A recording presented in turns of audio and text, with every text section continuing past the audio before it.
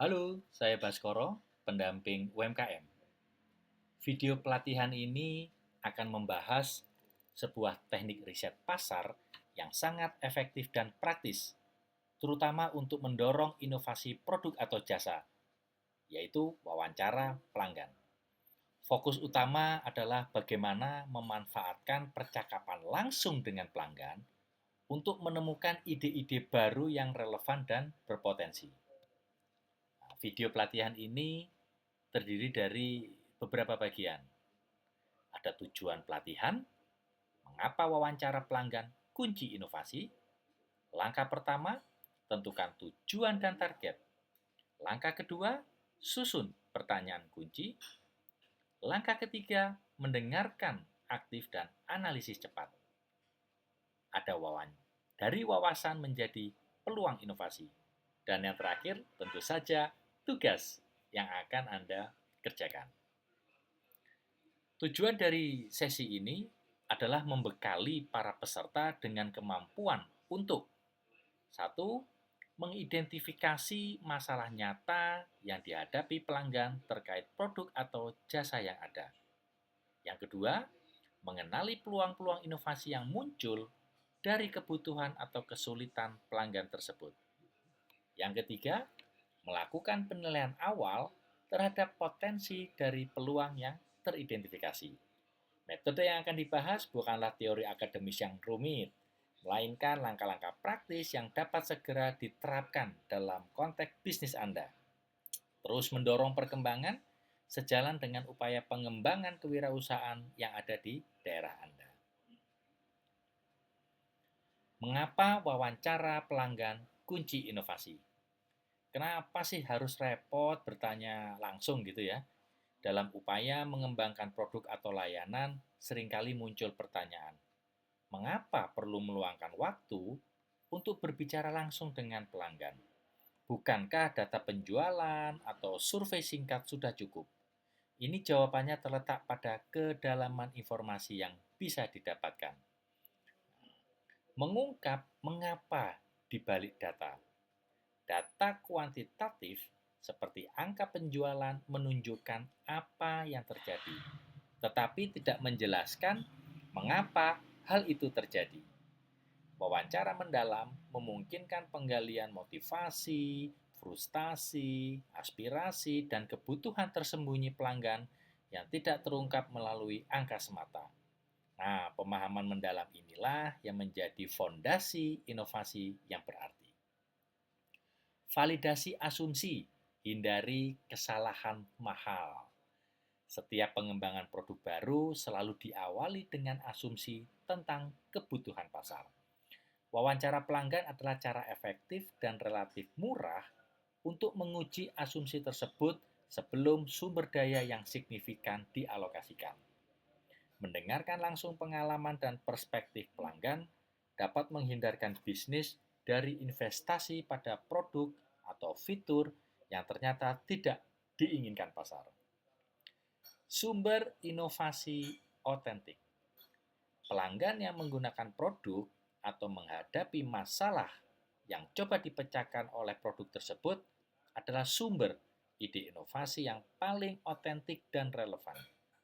Mereka merasakan langsung titik-titik kesulitan atau pain points dan seringkali memiliki gagasan, meskipun tidak selalu terstruktur ya, tentang perbaikan atau solusi alternatif. Kebutuhan dan masalah mereka adalah bahan bakar utama untuk inovasi. Nah, ini membangun hubungan. Proses wawancara yang dilakukan dengan baik juga berfungsi membangun hubungan dan loyalitas pelanggan. Ketika pelanggan merasa didengarkan dan pendapat mereka dihargai, ini dapat memperkuat ikatan mereka dengan merek atau bisnis Anda. Oleh karena itu, wawancara pelanggan bukan sekedar aktivitas pengumpulan data, melainkan sebuah investasi strategis untuk memahami pasar secara mendalam, mengurangi resiko kegagalan produk, dan menemukan jalur inovasi yang paling menjanjikan. Ini adalah pendekatan yang sangat relevan bagi bisnis yang ingin tumbuh dan bersaing, termasuk Anda yang mendapatkan pendampingan dari kami. Kita akan belajar langkah pertama, yaitu tentukan tujuan dan target. Nah, di langkah pertama ini fokuskan lensa Anda. Sebelum memulai wawancara, langkah krusial pertama adalah menentukan fokus yang jelas. Wawancara yang efektif bukanlah obrolan tanpa arah, melainkan percakapan terstruktur yang bertujuan menggali informasi spesifik. Nah, tentukan tujuan wawancara yang jelas. Apa pertanyaan kunci yang ingin dijawab melalui wawancara ini, khususnya terkait inovasi? Tujuan yang spesifik akan memandu penyusunan pertanyaan dan pemilihan responden. Nah, ingat ya, tujuan yang spesifik akan memandu penyusunan pertanyaan dan pemilihan responden. Contoh tujuan spesifik. Nah, misalnya satu, kita ingin memahami kesulitan utama yang dialami pelanggan saat menggunakan fitur X pada produk A misalnya. Atau contoh tujuan spesifik lain, mengidentifikasi solusi alternatif, nah, baik itu formal maupun informal, yang saat ini digunakan pelanggan untuk mengatasi masalah tertentu. Atau contoh lain, mengeksplorasi kebutuhan atau keinginan pelanggan yang belum terpenuhi dalam suatu produk C misalnya. Atau mendapatkan umpan balik detail mengenai prototipe fitur baru suatu produk. Berikutnya, identifikasi target responden yang tepat. Siapa kelompok pelanggan atau calon pelanggan yang paling relevan dan dapat memberikan wawasan paling berharga sesuai tujuan wawancara. Pemilihan target yang tepat sangat penting untuk kualitas informasi yang didapat. Nah, contohnya, untuk identifikasi target responden yang tepat. Misalnya pengguna aktif yang loyal. Nah, misalnya ini untuk kita ingin memahami ya kepuasan dan potensi pengembangan. Kalau target respondennya misalnya pengguna yang pelanggan yang baru saja berhenti menggunakan suatu produk, nah mungkin untuk memahami alasan dia berhenti. Atau mungkin target respondennya yaitu pelanggan produk kompetitor. Nah, ini mungkin untuk memahami keunggulan kompetitor dan kelemahan produk sendiri. Atau mungkin target responden yang lain yaitu kelompok demografis atau profesi tertentu yang menjadi target pasar utama. Atau pelanggan potensial yang saat ini tidak menggunakan solusi apapun untuk masalah yang relevan. Nah, bagaimana dengan jumlah wawancara yang direkomendasikan? Dalam riset kualitatif seperti ini, fokusnya adalah kedalaman pemahaman, bukan signifikansi statistik. Nah, untuk tahap eksplorasi awal, melakukan 5 hingga 8 wawancara mendalam per segmen target seringkali udah cukup untuk mulai mengidentifikasi pola dan tema yang berulang. Lebih baik melakukan sedikit wawancara namun kaya informasi daripada banyak wawancara namun dangkal. Nah, dengan menetapkan tujuan dan target yang jelas, proses wawancara menjadi lebih terarah dan hasilnya lebih actionable untuk mendorong inovasi produk dan layanan. Oke, kita akan lanjut. Untuk langkah kedua, susun pertanyaan kunci. Ini bertanya untuk menggali, bukan menggiring. Nah, kita ulangi lagi ya. Bertanya untuk menggali, bukan menggiring.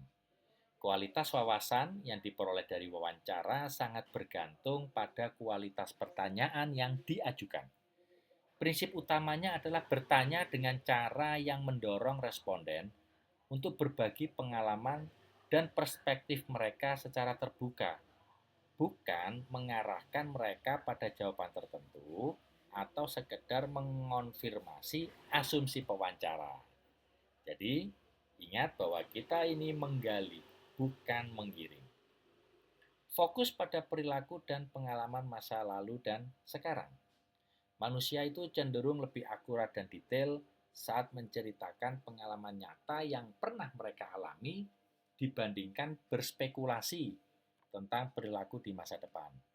Oleh karena itu, arahkan pertanyaan untuk menggali kejadian spesifik.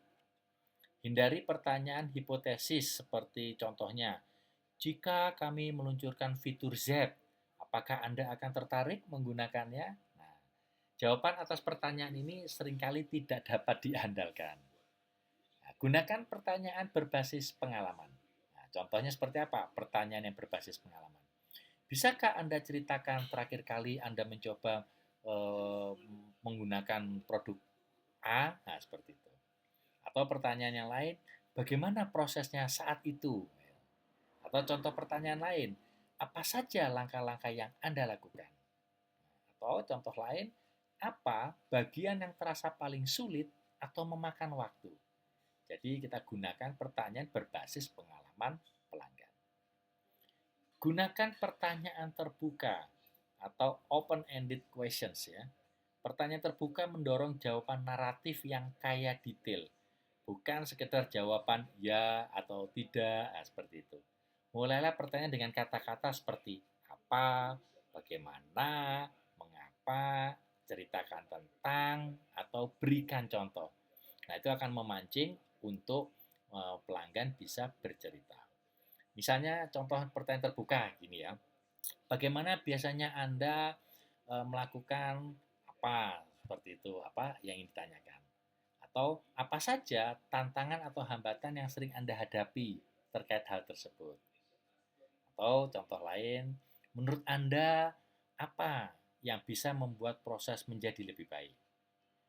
Atau contoh lain, ceritakan pengalaman Anda saat menggunakan produk kompetitor. Nah, seperti itu ya. Contoh, gunakanlah pertanyaan terbuka yang berdasarkan pengalaman mereka. Hindari pertanyaan menjual atau mengarahkan. Leading questions. Tujuan wawancara pada tahap ini adalah belajar dari pelanggan, bukan menjual produk atau meyakinkan mereka tentang ide Anda. Pertanyaan yang bias atau mengarahkan akan menghasilkan data yang tidak akurat. Hindari, ini contoh-contoh yang sebaiknya dihindari. Fitur baru kami yang canggih ini pasti akan sangat membantu Anda, bukan? Nah, itu adalah pertanyaan yang mengarahkan. Kita fokus pada netralitas. Apa pendapat Anda tentang cara saat ini untuk menyelesaikan suatu hal tertentu gitu ya? Atau contoh pertanyaan yang lain, apa kelebihan dan kekurangan dari solusi yang Anda gunakan sekarang? Seperti itu. Nah, dengan menyusun pertanyaan yang tepat, pewawancara dapat membuka pintu menuju pemahaman mendalam tentang dunia pelanggan, yang merupakan kunci untuk mengidentifikasi peluang inovasi yang sesungguhnya. Itu langkah kedua. Di langkah ketiga, mendengarkan aktif dan analisis cepat. Nah, ini kita tangkap intisarinya. Setelah pertanyaan disusun, lalu pelaksanaan wawancara, dan analisis awal menjadi tahapan berikutnya. Kunci sukses di tahap ini adalah kemampuan Anda mendengarkan secara aktif dan menangkap esensi dari apa yang disampaikan responden. Praktekkan mendengarkan aktif. Ini lebih dari sekedar mendengar. Ini adalah upaya sungguh-sungguh untuk memahami perspektif responden. Berikan perhatian penuh, minimalkan distraksi. Jangan menyela kecuali untuk meminta klarifikasi. Nah, contohnya, maaf Pak, apakah bisa dijelaskan lebih lanjut maksudnya tadi? Atau contoh lain, apa contoh spesifik dari apa yang tadi dia sebutkan misalnya. Gunakan teknik paraphrase atau refleksi untuk memastikan pemahaman. Jangan sampai kita gagal paham ini ya. Nah, contohnya misalnya, jadi kalau saya tidak salah tangkap, masalah utamanya adalah, nah gitu ya. Atau pertanyaan lain, kedengarannya Anda merasa frustasi ketika, nah seperti itu. Perhatikan juga isyarat nonverbal. Nah, ini jika wawancara tatap muka atau video, seperti nada suara dan ekspresi wajah yang bisa memberikan konteks tambahan. Rekam wawancara. Nah, ini merekam percakapan, baik itu audio atau video, itu sangat disarankan. Tentu saja setelah mendapatkan izin dari responden. Rekaman memungkinkan pewawancara untuk fokus penuhnya pada percakapan Saat wawancara berlangsung dan melakukan analisis detail nanti tanpa khawatir kehilangan informasi penting.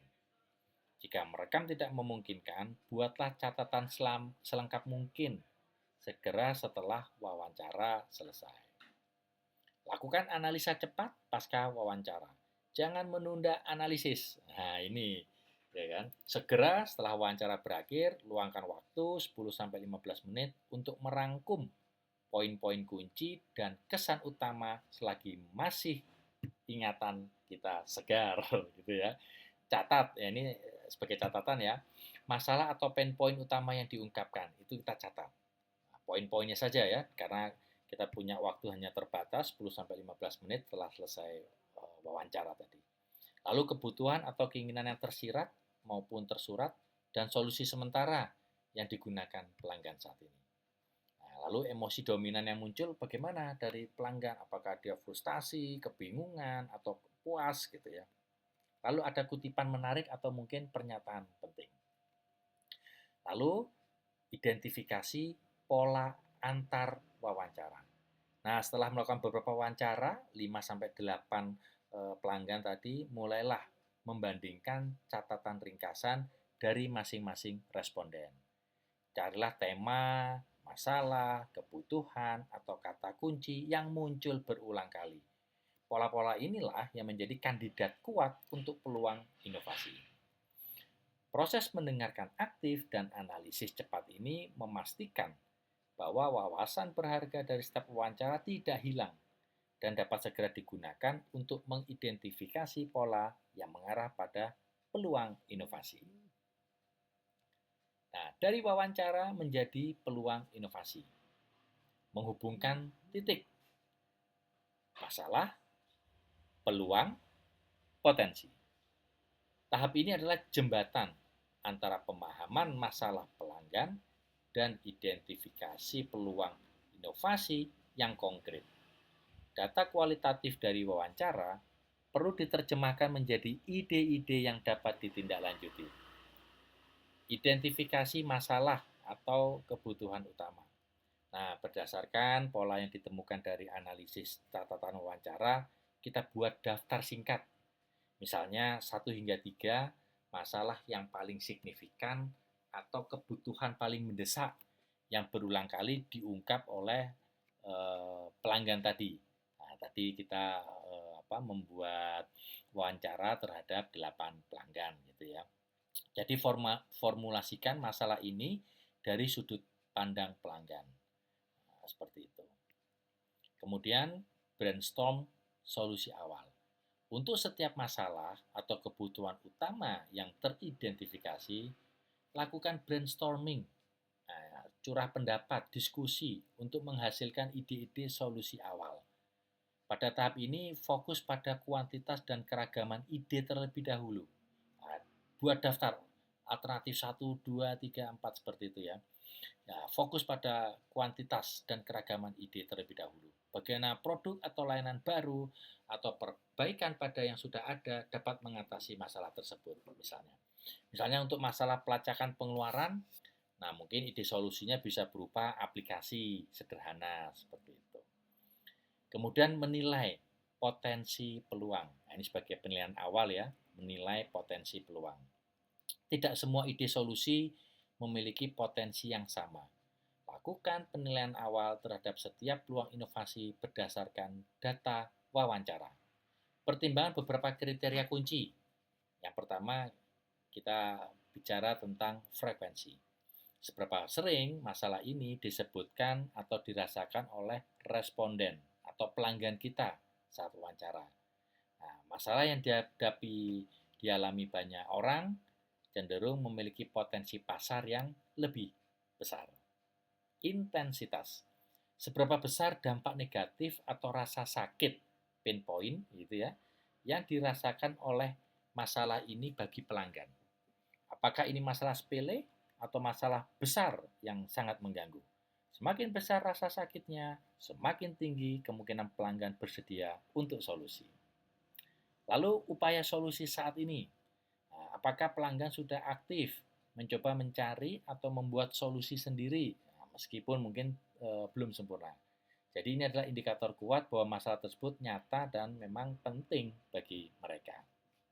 Lalu perkiraan ukuran pasar, ini secara kasar saja, secara cepat. Berdasarkan profil responden tadi, yaitu pelanggan ya yang kita wawancara, dan frekuensi masalah, yaitu kita buat perkiraan kasar. Apakah masalah ini hanya dialami oleh segmen kecil atau berpotensi dialami oleh pasar yang lebih luas? Nah, seperti itu. Proses ini membantu memprioritaskan peluang inovasi berdasarkan bukti awal dari wawancara, memfokuskan upaya pada area yang paling menjanjikan. Inilah langkah penting sebelum melakukan riset lebih lanjut atau pengembangan prototipe. Nah, pendekatan ini sangat berguna bagi UMKM yang perlu mengoptimalkan sumber daya terbatas. Oke, nah, untuk tugas nanti Anda akan diberikan template, sudah dibuatkan template-nya, tinggal diisi, lakukan wawancara 5-8 pelanggan. Nah, itu video pelatihan kita di kali ini. Untuk menutup pelatihan kita, ada quotes dari founder Lunas, Cak Samsul. Sukses itu adalah momentum saat bertemunya peluang dengan kesiapan. Selamat mengerjakan tugas.